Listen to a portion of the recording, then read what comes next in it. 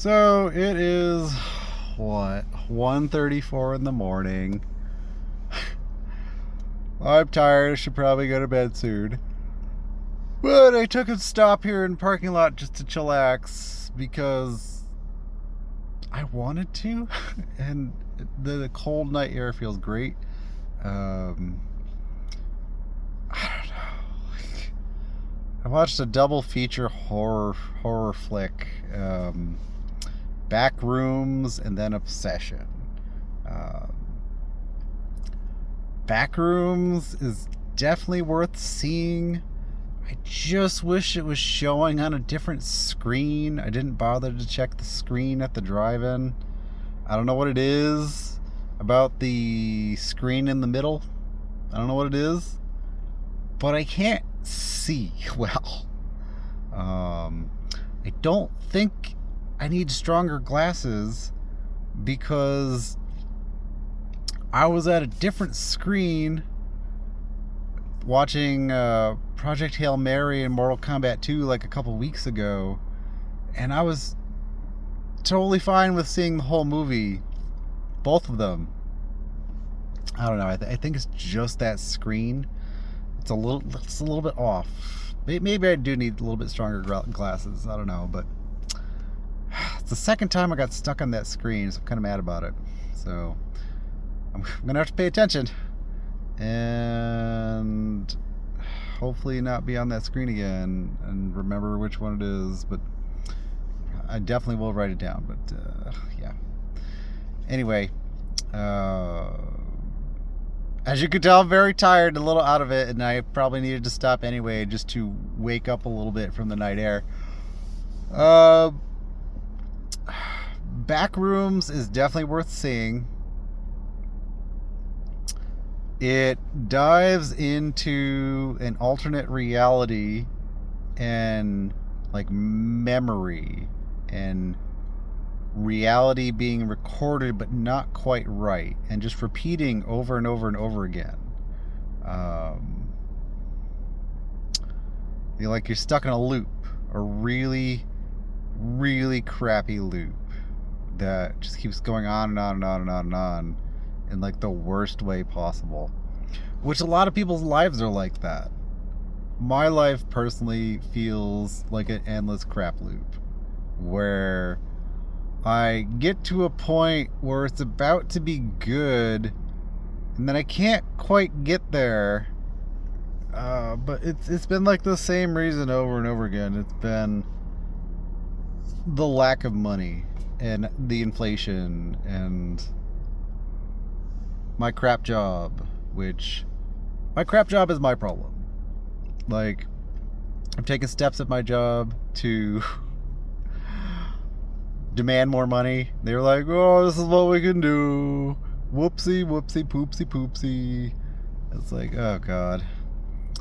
But I changed my LinkedIn profile recently, and I have been getting contacted by recruiters about new jobs.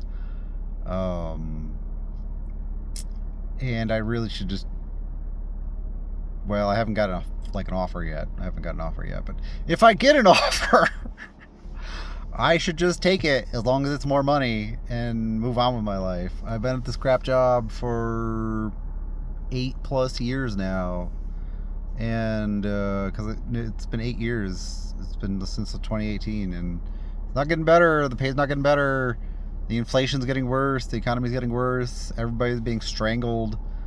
And all that needs to happen is, like, we need to have a recession or like hardcore depression to rebalance the economy.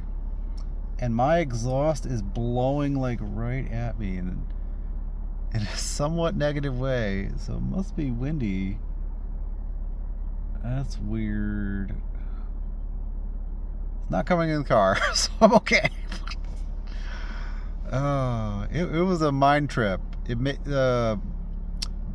Backrooms really makes you think about your whole life, question your existence, and yeah, go see it. So. And the next one, Obsession. I mean, I get the whole premise of Obsession, you have a real depressed guy who's has a couple friends and has had like this girl he's known since forever, since high school. They're all working at the same crap job and desperately trying to make their lives better in any way. Some of them are trying to go to college. And he makes a wish, and it turns out really shitty for him. And she falls in love with him, but it's not actually her. It's a alternate version of her, like Willow Magic her. Because he breaks a willow branch, makes a wish, and he wishes that she was in love with him. And I'm really sure that everybody's going to want to go out and buy this willow branch. I guarantee they're selling this. I haven't looked it up yet, but I guarantee they're selling this just to see if they could also make their wish come true. And I feel like I'm just going to wish for $100 trillion. You know, $100 trillion. That seems like a good wish. And then I can finally have that house, solve my money issues, and move on with my life. But there's no real like hard lesson in the movie. It's like, I guess the only lesson is be careful what you wish for, you just might get it. I don't know, but he didn't get it. Like he could have asked her out. He had the opportunity to do so, and he didn't.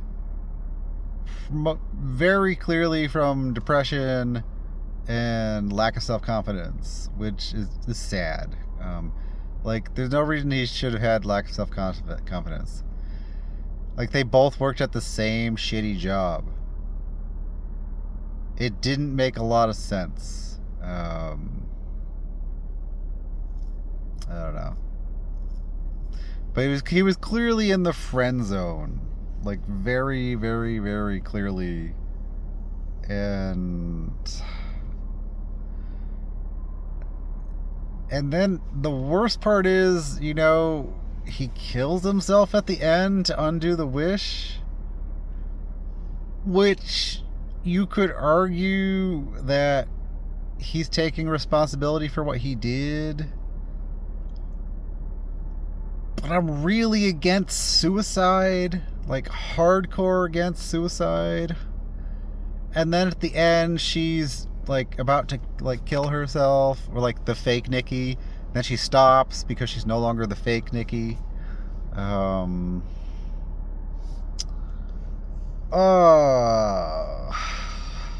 Why? And then she's screaming and crying, why?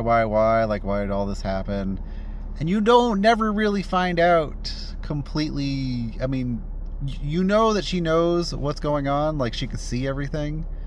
Because in the earlier scene, she's asking him to kill her before she wakes up. So, I don't know. Which he could have just killed her. Like, that would have been the easiest thing to do at that point.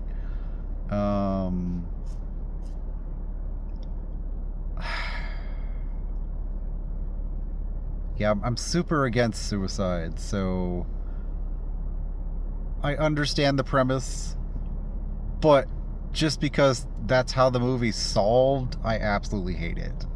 Just because 100% against suicide, do not kill yourself for any reason. Do not. Doesn't matter what you did. Doesn't matter what you think you did. Don't do it. Do not.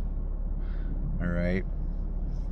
So, yeah, I mean, he used a wishing stick and caused this problem, but he could have fixed it a different way.